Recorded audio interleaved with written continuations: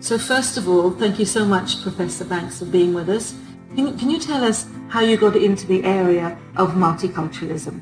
Well, I got in the field because it was very personal. I grew up in the segregated South in the 50s and 60s, and it was really highly segregated, and where blacks went to black schools and whites went to white schools, and there was discrimination. So I became involved for very personal reasons, because I saw many black youngsters as bright as me who dropped out of school and didn't make it.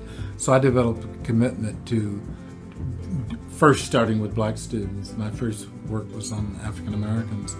And so when I became a fifth grade teacher, and then after that I wrote, my first book was March Toward Freedom, A History of Black Americans. It was a book for junior high school students. And then my next book was teaching the black experience.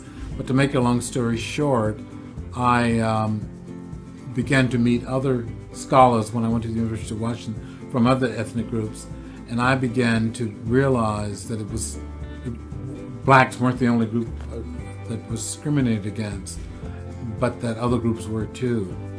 All of these groups had a profound effect on my view of the world, and I began to see diversity and racism as going across groups.